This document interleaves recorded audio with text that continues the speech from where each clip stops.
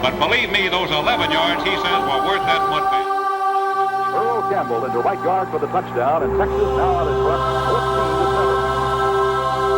10-yard line for a great catch on the Baylor touchdown.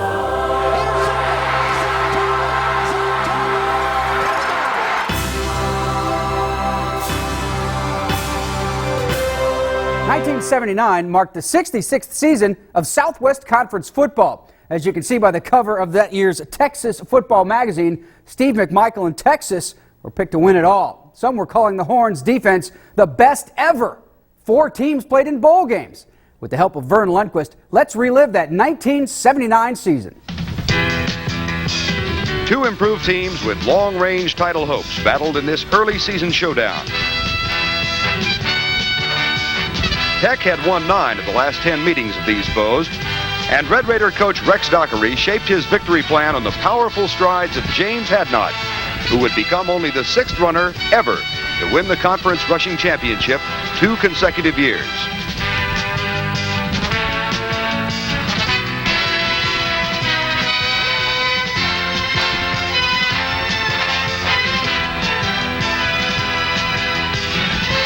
With Hadnot spearheading the ground game and last season's offensive newcomer of the year, Ron Reeves, bombarding the secondary, Tech seemed invincible.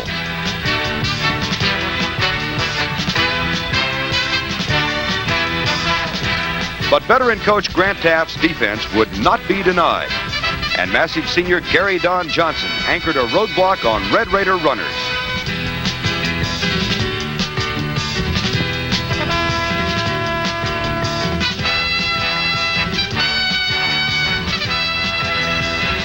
A blocked punt turned the game's momentum to Baylor.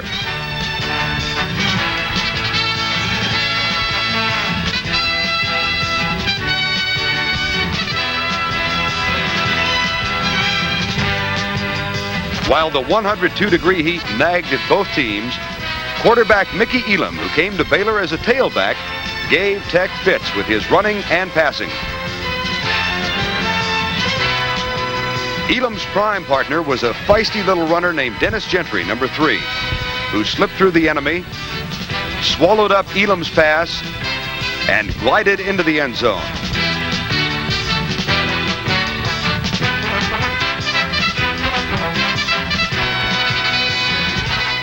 When the elusive Gentry scored his 2nd touchdown, Baylor wrapped up a 27-17 triumph, making the Bears a team to be reckoned with in the championship hunt.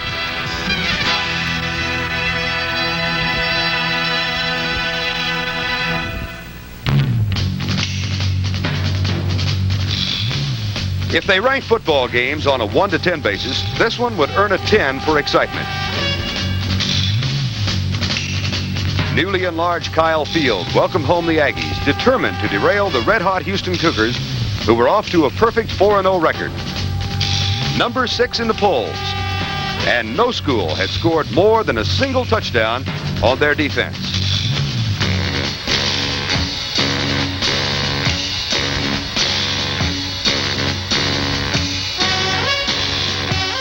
Junior Donnie Love chased down 3 passes and helped blunt an all-out Aggie bid to end the Cougars' win streak. That A&M bid featured a defense that ripped at the dreaded Houston Veer, the top running attack in the conference.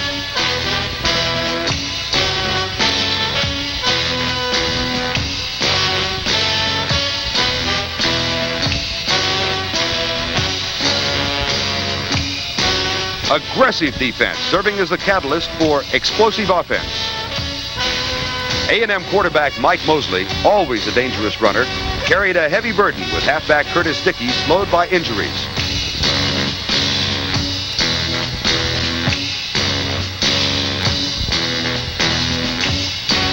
Mosley proved he could take a hit and still maintain bullseye accuracy with his throwing arm.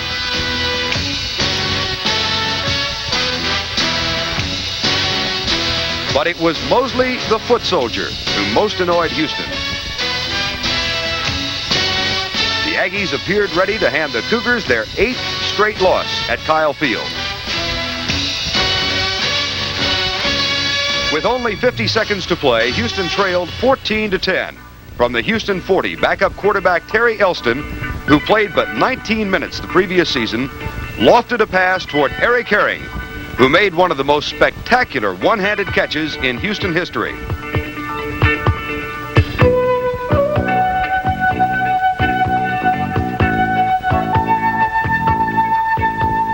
The near impossible reception plus another clutch catch stunned the Aggies' Tom Wilson. Then, 15 seconds away from defeat, Elston could not find a receiver and sprinted for the flag.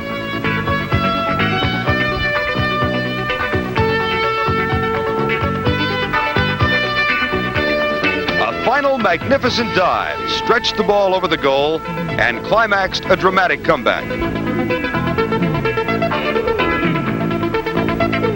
A valiant effort by the Aggies turned into one of Houston's most thrilling victories, 17-14. And it all proved that no Southwest Conference game is over till the final tick of the clock. There was a lot to cheer about in this 58th meeting of TCU and Rice. TCU scored first, bringing joy to the Frog sideline.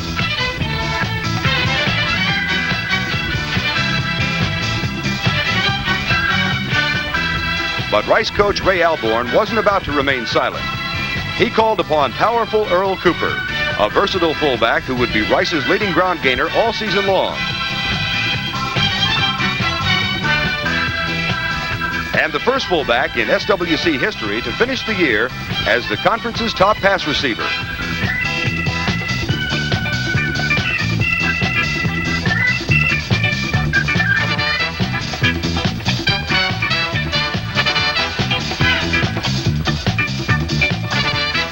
Pitch and catch best describe the Owls' strength. And Randy Hurdle became the third most prolific thrower in conference history, trailing only Tommy Kramer of Rice and Chuck Hickson of SMU.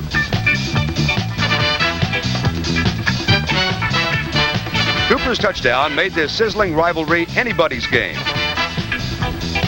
Hurdle would complete a season-high 24 aerials, but the TCU defense established superiority, picking off 5 Rice passes.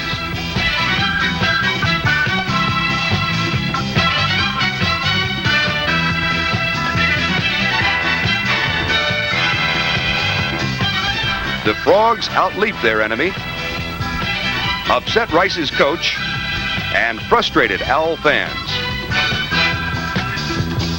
Frog fever gripped the sidelines, and Steve Stamp's 16-yard run put the contest out of reach.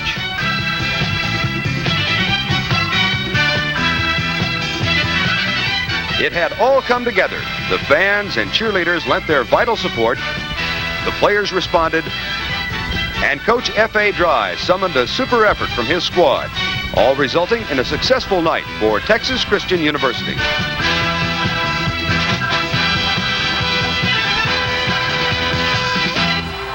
Coming up, Texas.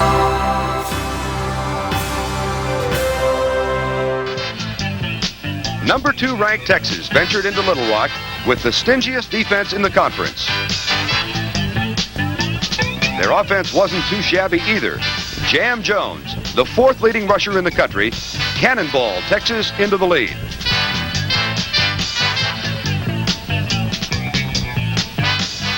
But the Arkansas defense had some hooping of its own to do. All-conference safety Kevin Evans handed the Hogs a splendid opportunity. And flashy freshman Gary Anderson left Texans chasing air on a 28-yard sprint.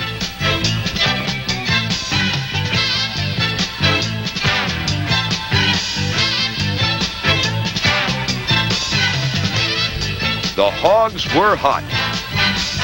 Senior Kevin Scanlon drove Arkansas into a lead it would not easily surrender. An NCAA record 15th consecutive field goal by Ish Ordonez cemented the Hogs' first win over Texas in 7 years. Game number 1 in this week-to-week battle of the Big Three was claimed by Arkansas 17-14. But the fun was just beginning. For the second week in a row, 2 undefeated Southwest Conference rivals flexed their muscles on national television. Houston unleashed the nimble strides of junior Terrell Clark. Number 4 ranked Arkansas rebounded on the quick feet of all-conference quarterback Kevin Scanlon.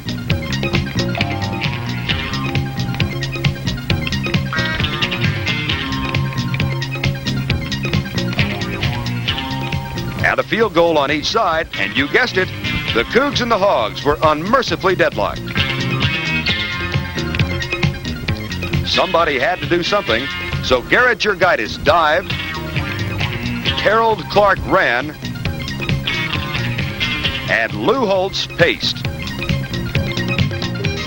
When Kenny Hatfield kicked, it appeared to be settled. But don't ever count out the Hogs.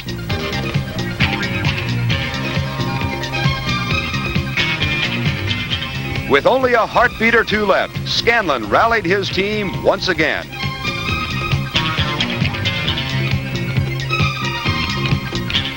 "4 seconds for a kick that could tie. But giant Hosea Taylor deflected the boot, reportedly with his head. And Houston was quite happy with a 13-10 barn burner, dumping Arkansas from the unbeaten ranks.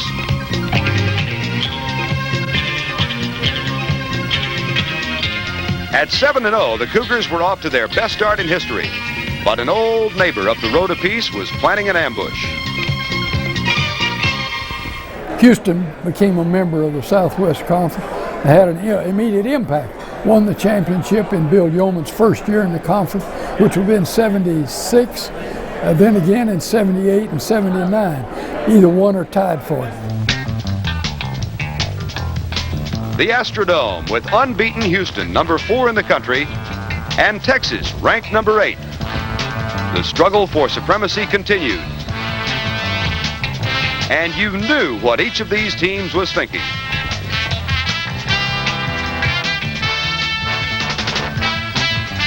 Houston's bid for cotton began quickly.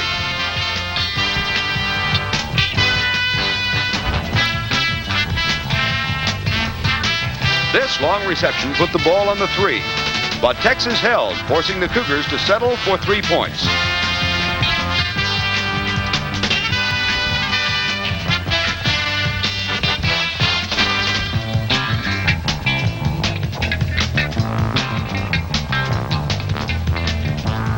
Following a Texas touchdown, all-conference Terrell Clark ripped through the horns for 46 yards and a score. But that would be the final detonation of the conference's most explosive offense.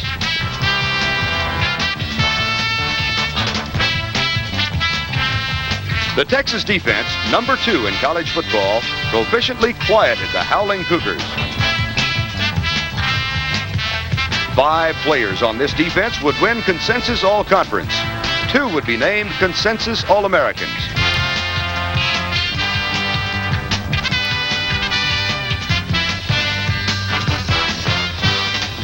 It was a Texas strength that Houston was unable to nullify. And at a break on a second block punt, the Horns gave it to Jam Jones for yet another score.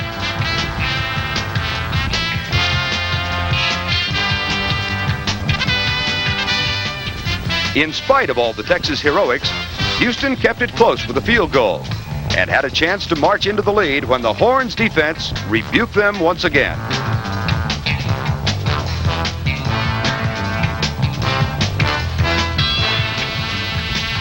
Fred Akers needed the clincher, and his agile, fleet-footed quarterback made sure Texas returned to Austin a winner. What many call the SWC Game of the Year was history. And strangely enough, Arkansas, Houston, and Texas each emerged from the battle of the Big Three with a win and a loss. And all 3 remain tied for first in this rugged, unpredictable conference scramble.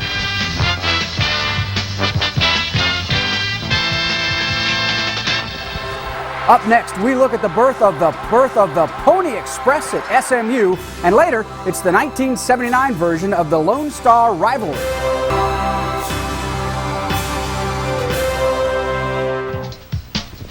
It had been a season of frustration for SMU, A rash of injuries had dashed the hopes of the Mustangs to crack that top echelon of the Southwest Conference. After losing All-America quarterback Mike Ford early in September, the Mustangs were not as awesome an offensive machine as many had predicted.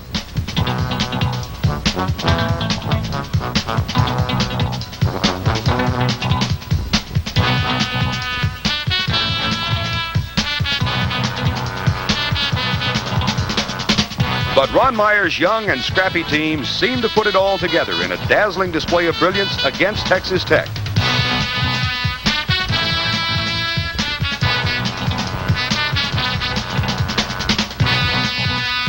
Sophomore Jim Bob Taylor equaled the conference mark, throwing 4 touchdowns.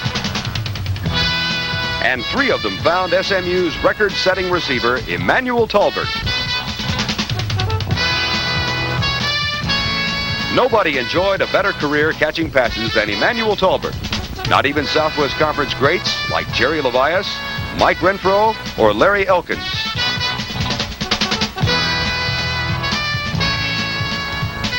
Mounting an offense of their own, Tech called upon the well-rounded talents of James Hadnot, running and catching.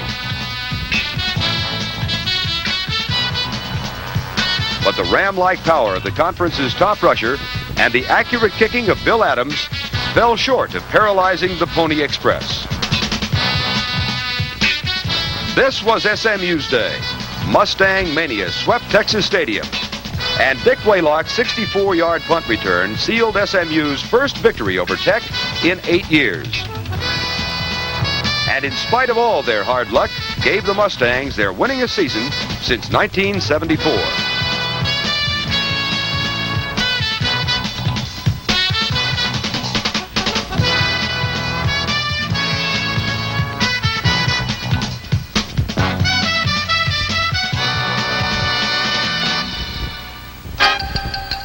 No one knew who the conference champion would be until the final games of the final day.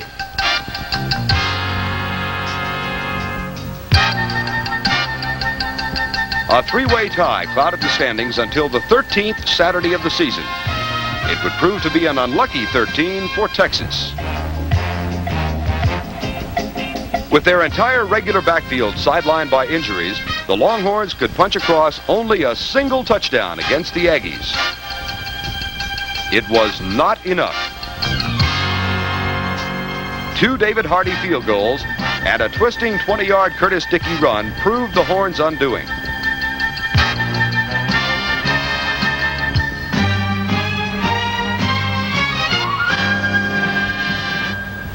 Then a menacing Aggie defense methodically ended Texas championship hopes, leaving the spoils to be divided between Houston and Arkansas, and sending the Horns to the Sun Bowl.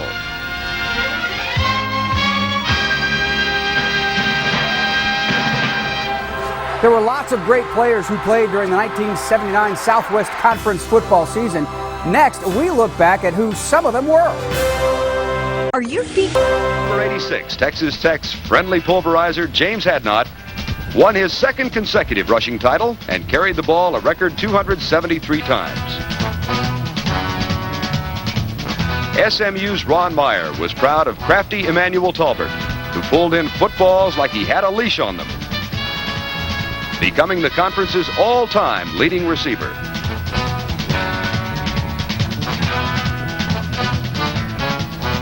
Baylor junior Mike Singletary set bare marks for tackles, won consensus All-America honors, and was named Conference Defensive Player of the Year, leading Baylor to a berth in the Peach Bowl. Despite an injury-plagued senior year, Curtis Dickey finished his Texas A&M career with more yards than any conference runner ever, except the incomparable Earl Campbell.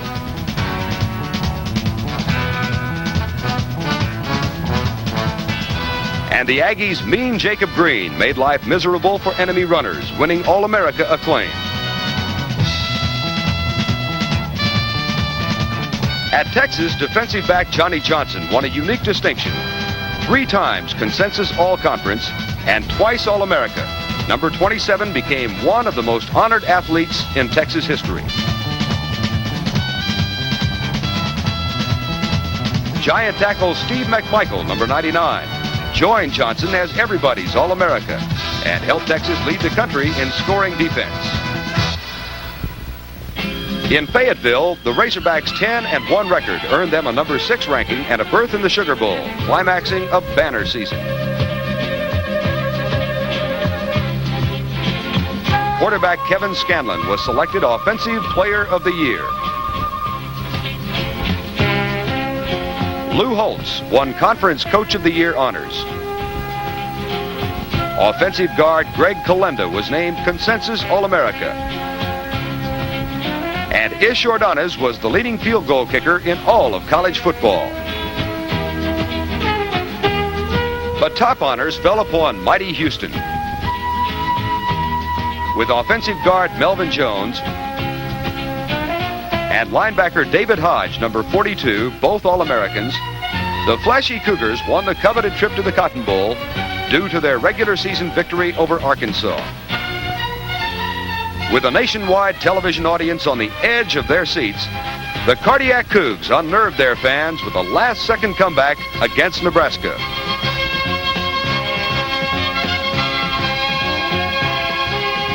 The deft passing of relief pitcher Terry Elston humbled Nebraska's veteran defense.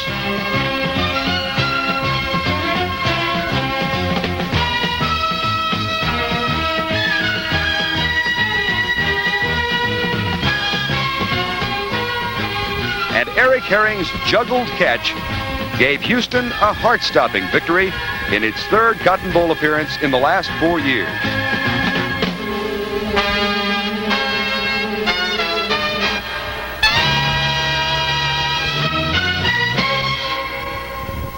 So Bill Yeoman and the Houston Cougars won their 3rd conference title in 4 years, and Baylor beat Clemson in the Peach Bowl, setting up the Bears' 1980 title run.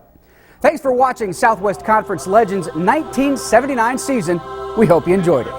For a copy of the 1979 Southwest Conference football season, contact the Texas Sports Hall of Fame in Waco, Texas.